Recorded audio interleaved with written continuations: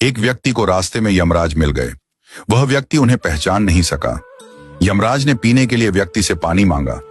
उस व्यक्ति ने बिना कोई प्रश्न किए झट से अपनी थैली से पानी निकाला और उन्हें दे दिया। वृद्ध ने कृतज्ञ होकर जल पिया और फिर कहा, वत्स, मैं यमराज हूं। आज तुम्हारी आयु पूरी हो चुकी है और मैं तुम्हारे प्राण हरने आया हूं। यह सुनकर व्यक्ति का चेहरा सफेद पड़ गया। हृदय कांप उठा। डर के मारे उसके पांव लड़खड़ा गए। लेकिन यमराज बोले, डरो नहीं, क्योंकि तुमने मेरी प्यास बुझाई है। अतः मैं तुम्हें एक विशेष अवसर देना चाहता हूं, तुम्हारी किस्मत बदलने का मौका। उन्होंने एक डायरी उसके हाथ में थमाई और कहा, इस डायरी में जो तुम लिखोगे वही सच हो जाएगा। तुम्हारे पास ठीक 5 मिनट का समय है। जितना चाहे लिख लो, पर ध्यान रहे केवल 5 मिनट। इसके बाद समय समाप्त हो जाएगा और डायरी मेरे पास लौट आएगी। व्यक्ति का भय थोड़ा कम हुआ। वह सोचने लगा, अब तो मेरी किस्मत मेरे हाथ में है, मैं सब कुछ बदल सकता हूं। उसने जल्दी जल्दी डायरी खोलनी शुरू की। पहला पृष्ठ देखा।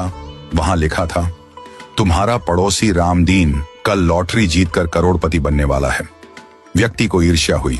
उसने लिखा, रामदीन की लॉटरी रद्द हो जाए, वह गरीब ही रहे। दूसरा पृष्ठ लिखा था, तुम्हारा मित्र रघु चुनाव जीतकर मंत्री बनने वाला है। व्यक्ति ने लिखा, रघु चुनाव हार जाए, उसे अपमान झेलना पड़े। तीसरा पृष्ठ, तुम्हारा छोटा भाई विदेश जाकर बड़ा व्यापारी बनने वाला है। व्यक्ति फिर लिखता है, वह कभी विदेश न जा पाए, नौकरी के लिए भटके। इस प्रकार वह एक एक कर पृष्ठ पलटता रहा और हर पन्ने पर दूसरों की खुशियां मिटाने लगा। उसका मन ईर्ष्या और द्वेष से भर गया था। अंत में उसने डायरी का अंतिम पृष्ठ खोला। यह उसका अपना पृष्ठ था, जहां लिखा था, अब तुम अपने जीवन का भविष्य तय कर सकते हो। वह मुस्कुराया, पेन उठाया, लेकिन तभी एक ठंडी सी आवाज आई, वत्स, तुम्हारा 5 मिनट का समय समाप्त हो चुका है। यमराज ने धीरे से डायरी उसके हाथ से ले ली और कहा, तुमने अपने जीवन का सबसे कीमती समय दूसरों का बुरा सोचने में बर्बाद कर दिया। न स्वयं के लिए कुछ लिखा, न अपने जीवन को सुधारने की कोशिश की। यह अवसर तुम्हें ईश्वर ने दिया था, पर तुमने अपनी दुर्बुद्धि से उसे खो दिया। अब पछताने से कुछ नहीं होगा। व्यक्ति फूट फूट कर रोने लगा।